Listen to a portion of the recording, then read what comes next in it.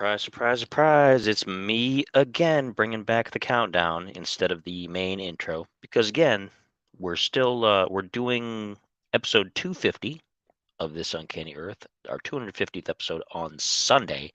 And we didn't want to ruin that ahead of time, especially with Rob being away last week. And Rob may pop up tonight, possibly. No guarantees. He's working on his presentation for, I believe, this weekend is the fest the paranormal festival he's going to that's organized by Les Odell.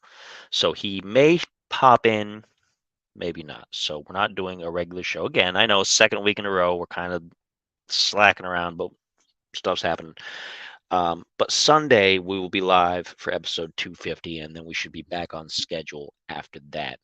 Um, in the meantime, how is everybody today? I am I'm pretty stressed myself, but I'm not going to get too into that. It's been a lot of stuff going on, a lot of scrambling, a lot of running around, but I'm here. We're all here. We're doing good, and we're going to chat for a little while, probably about a half hour, maybe 45 minutes, depending on how long I can get myself going here. Last week we talked about the alien bodies. Um, oh, you know what? I'm gonna put that up there, Deadpool head, because that is Rob's area. He uploads the episodes to Spotify.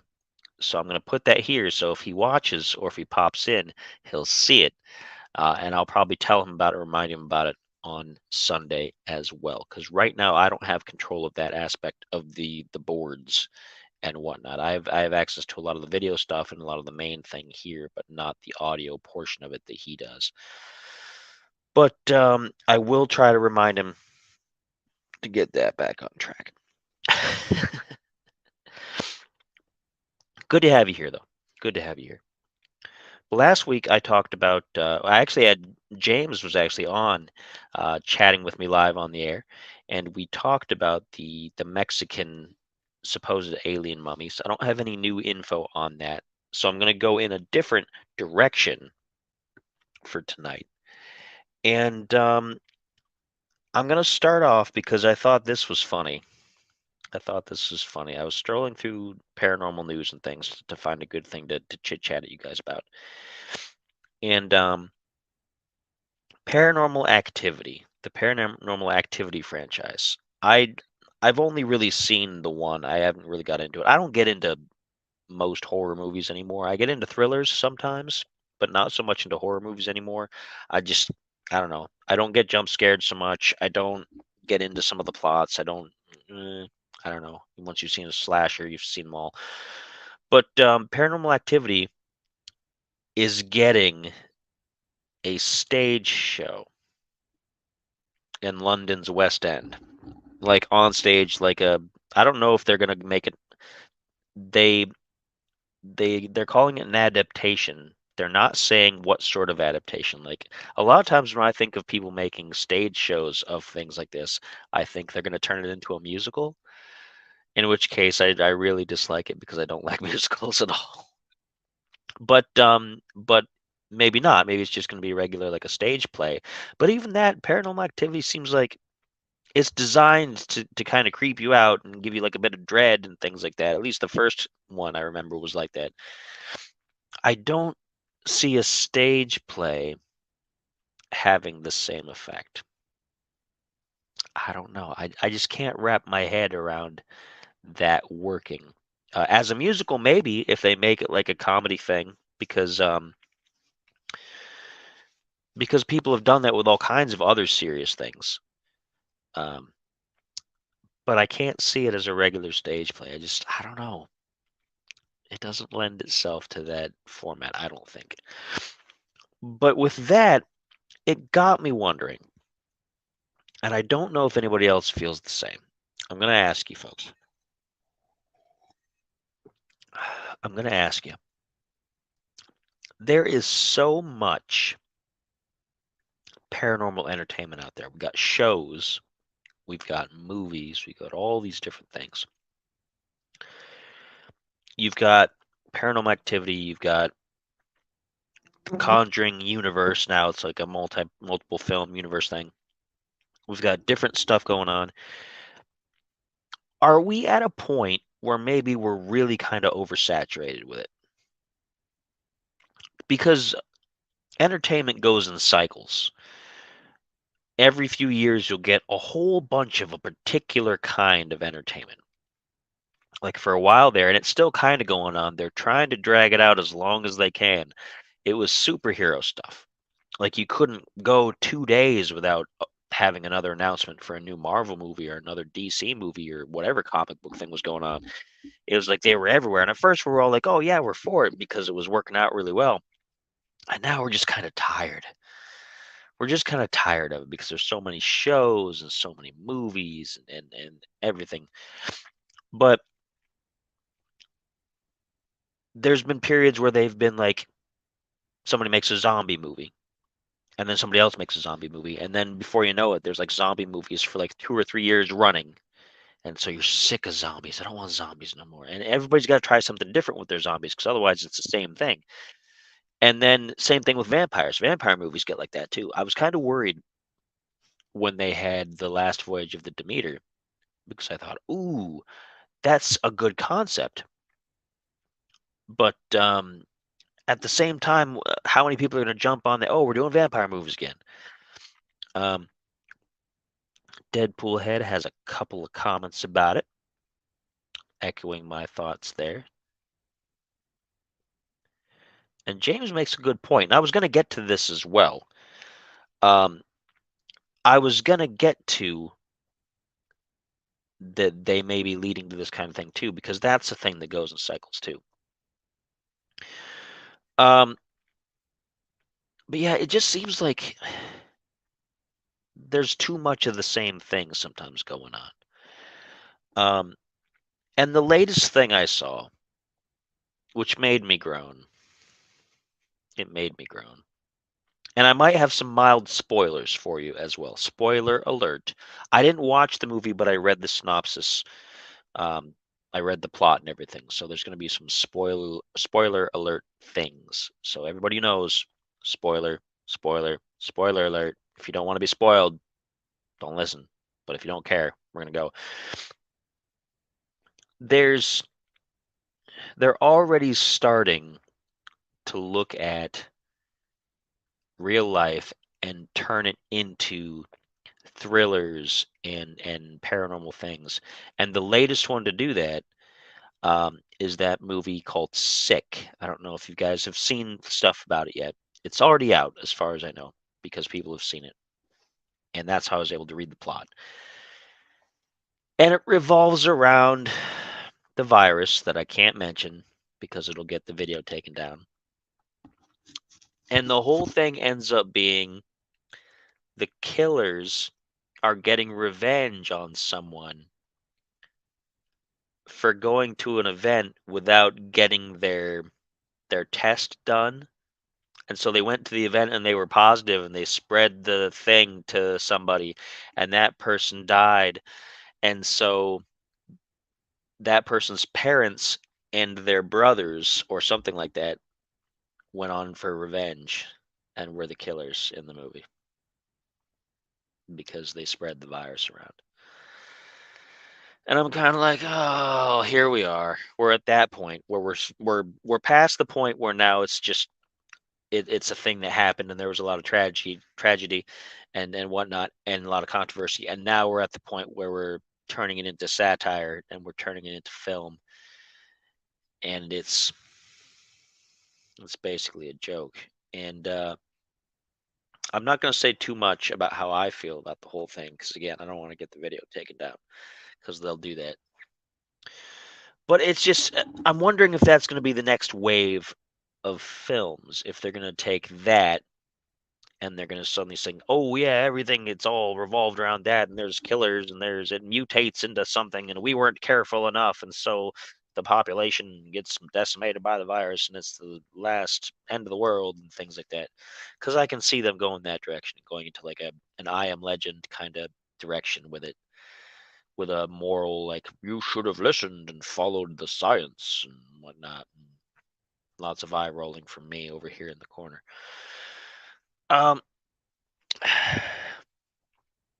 but it's also been it's also been like the two things that are out there that are big right now are hauntings or things that are similar to hauntings, like the Conjuring universe is kind of deals with possession and things. We're getting a new Exorcist movie, so tapping into that. And then the other thing is the aliens thing.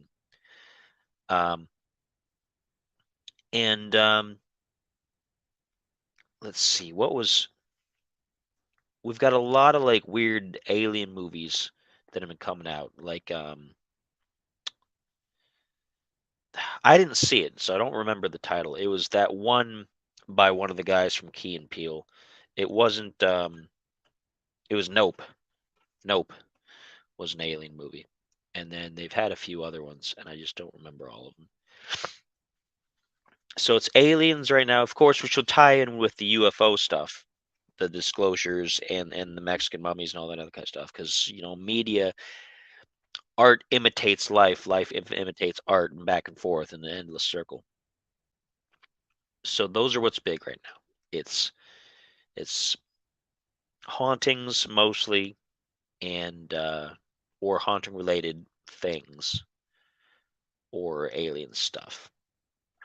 And I'm kind of like, I don't know. I've seen most of it done. Not necessarily better or worse. I'm just seeing it. It feels like the same thing all over again. Um, Deadpool says he has a conspiracy theory. Let's hear it. Spit it out. We want to know. Okay, here we go. Yeah, and that's something we talked about too. We talked about that, and especially with the hearings and things, it's almost like a concerted effort. That when we know that they do this, we know that people in intelligence positions, and I use intelligence as a title rather than a denoting of actual intelligence. They they see what people are into, and they're like, oh yeah, well, let's capitalize on this here. And let's throw out a bunch of stuff that'll make people doubt it even more, or just be like, "Oh, see, I knew I was right," and then it's bread and circuses. And there's a lot of that going on right now. There's an awful lot of that going on right now. Like it doesn't take a very cursory look at the news to see this kind of stuff.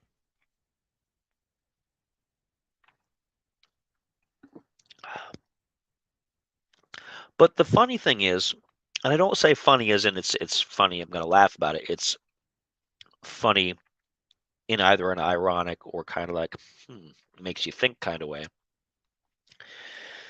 Is they're not really going after some of the other big issues that have been going on right now. Like in years past, they've done possession movies and things where somebody gets possessed and then they go on a rampage and they hurt a bunch of people, right?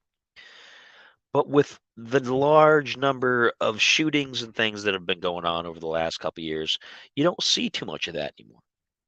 If you see the possession movies, it's all very like singular, single household, single little area. It's not like nobody gets possessed by the devil and goes on rampages because that's too close to home, maybe. And they don't want people to make fun of that because there's all the legislation around Second Amendment and things like that. And I don't want to go too far into that because that's another controversial topic and they'll take the video down. But um, it's interesting that they won't touch that on any level.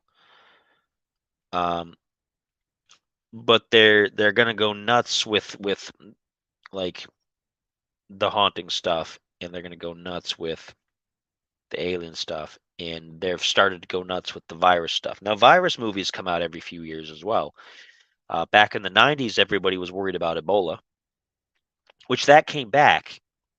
The Ebola scare came back um, about 9 years ago, and I know that because right around the time when my daughter was going to be born, they were freaking out about Ebola coming over from the Congo. There was like a sudden new outbreak, and they were testing everybody that had come over from Africa and things like that. And when my daughter's mom was at an appointment that was taking a long time, she said, "Yeah, I'm going to be here while you go on."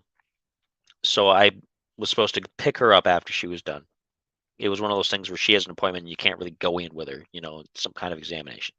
No details necessary. Um, but I went to a restaurant, like a Denny's or some kind of breakfast place, and there were there was at least one of the servers. Sorry, the dog's off screen, like freaking out over here. Um, she was like sanitizing doorknobs like crazy. Like anytime somebody touched anything, she was sanitizing it like mad. Like just whoa. And because on the news there was Ebola, and everybody was frightened about Ebola, and ended up being like so few cases here, it went nowhere. And I almost wonder if that was like a test case to see how people would react to a deadly virus before the other thing happened. I don't know. They're not particularly related. But it's just interesting, again, how art imitates life and life imitates art.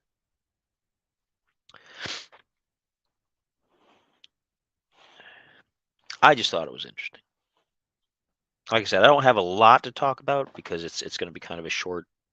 We're just filling up space, but I appreciate everybody that's here with me so far, chit chatting and throwing in your comments.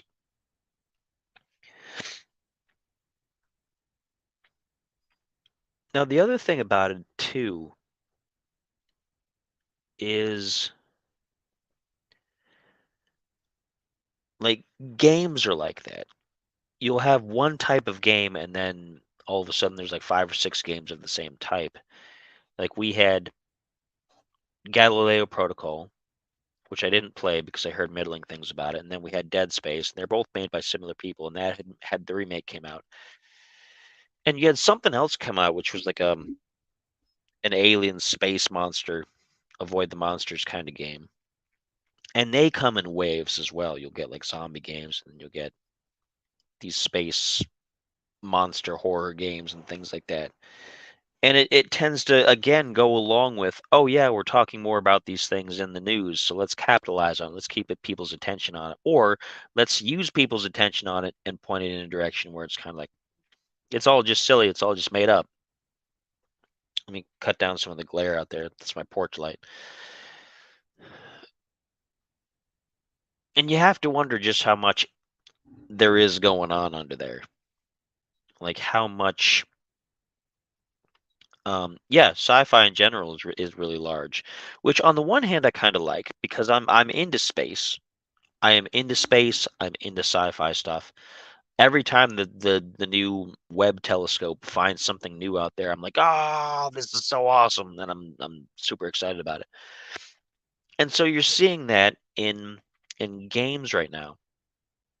You're not seeing it as much in movies, but it kind of comes and goes. Like there was a lot of articles about new dinosaur species being found, and then that movie 65 came out, which was with Adam Driver, which was Kylo Ren from the new Star Wars sequels, and it was about them landing on prehistoric Earth, and they're people from a different place, and they found dinosaurs and things like that.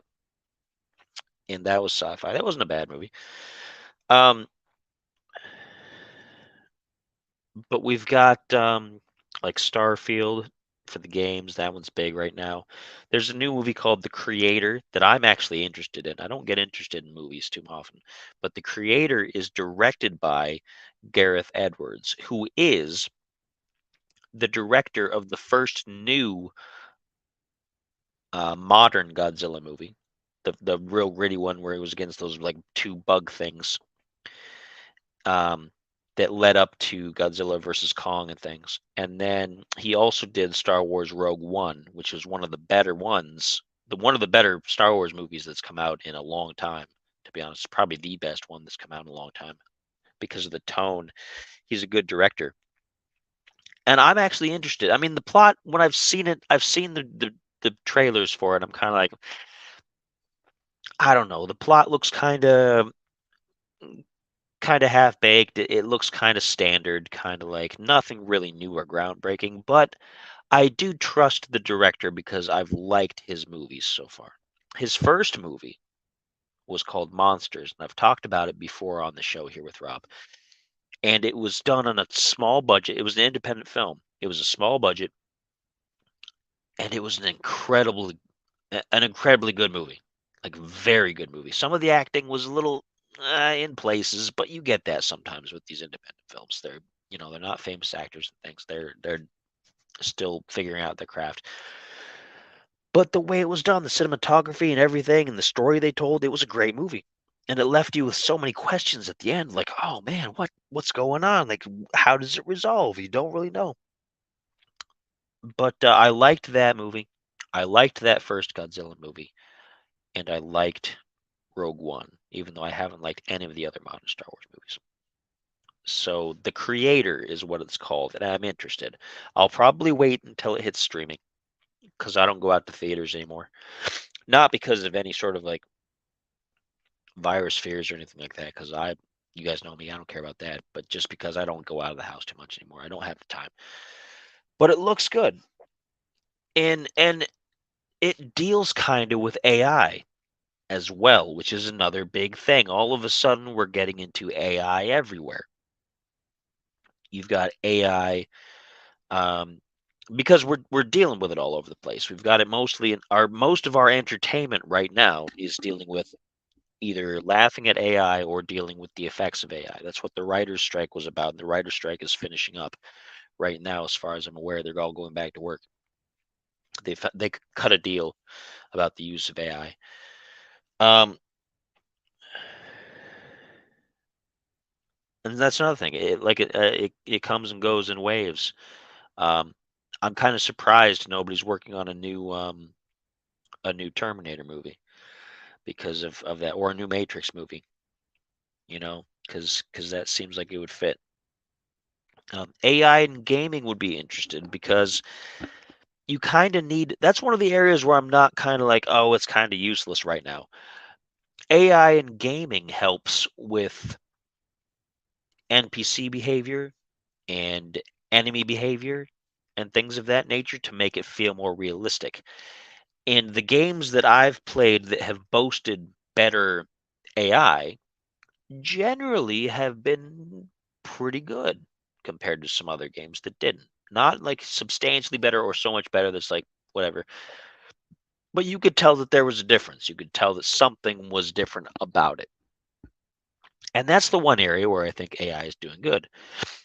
Um, that depends on which ones you're talking about. I watch a lot of YouTube videos about people taking um, samples of voices, mostly of past presidents. Like I love the Trump, Obama, Biden ones where they take them, they have them either playing a game or they have them going on an adventure or something, and they're all interacting like regular people. Um, I haven't seen that yet. I know that that's a thing. I haven't witnessed it myself though, so I haven't seen it yet. But I know that that's a thing. Um, because so far most of the AI stuff I haven't been impressed with. It's been good for entertainment, but it hasn't been good for much of anything else. Like I find it difficult to believe that any good teacher is going to get a report from a student that was written by AI and not be able to tell that it was written by AI and give it an instant like, oh well, you failed because you didn't write this. Unless their student just that's how they write as well. I don't know. I because all the AI stuff I've seen beyond the most basic application, which is like reproduction of sounds or voices and things like that, has been kind of crap. To be honest, it's been kind of crap. And that's kind of what the charm is. It's kind of funny. Like Deadpool brings up the AI comedy specials and the AI commercials, and and you see that, and you're like, is this the best that AI can do? What are we so afraid of? And maybe it's just because it's so early that this is how it's learning. Maybe it has to do all this stupid things. But the problem is, I think, that the more people enjoy the stupidity of it, maybe it'll learn to be more stupid. Maybe it'll learn to just make us laugh more than anything else and just be more ridiculous. Um, I don't know. And I know there's more sophisticated AI. I know there's better algorithms and things out there than what most of you have. And Deadpool brings up another good point. That military use and government use is usually way farther ahead. They had a form of the internet before it was commercially, before the guy who invented the internet and the World Wide Web showed it off to everybody. The government, our federal government, the United States, had a version of it that they were already using to communicate with their various units.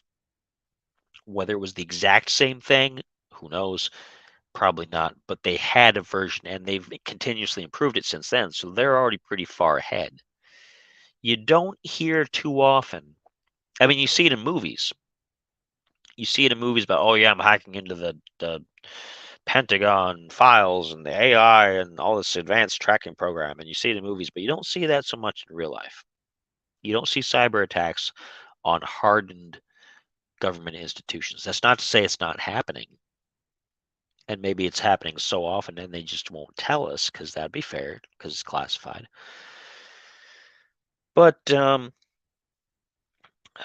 don't know. I don't know. Right now, there's not really a fear that AI is going to take over the internet, but there could be. It could turn into a Skynet moment, like anytime. We don't know. But right now, it's entertainment, and that's how everything goes. Everything's entertainment. And I apologize for sniffing too. I've got seasonal allergies real bad this year. Like I don't usually get them this bad, and it's towards the end of the year with the weather changing. And there's been a lot of dust in the house, and I've been cleaning out the shed, and so I've got just dust all over the place. I'm surprised I haven't started sneezing already, but I am pretty sniffly. Getting stuffy, and I don't want to be sneezing in people's ears. That's why the bourbon is extra strong tonight. It's 99 proof. Try to keep that open. Um, and that's the other thing too. AI as a collection tool to collect data is really probably the only truly successful use of it so far that we're able to track. But even with that, part of the problem is now that you're having Google and Microsoft and all these other search providers using AI to try to enhance their search results, I have to wonder if it's going to follow the same trend. I don't use Google. I don't use Google because it always looks for the most popular answers to whatever you're searching for, which sounds good at first, but remember, what's most popular is not necessarily the right answer. Now, my hope would be that AI would be able to improve that in a way that you could find, like, you could sift through those popular answers and find which one is the most correct. I don't know if they're going to program it that way, though. If it follows the trend of how search engines already function, it's going to continue to try to have, um, to try to find the most popular thing, the thing that people like the most, which is, again, not always the correct answer. Frequently, over the last few years, it has not been the correct answer. The answer that has been the most believed, the most bought into, has been not exactly the truth. So I don't know. It's a tough line. It's a tough line to cross. And that's all I've got for you tonight. I know it's short.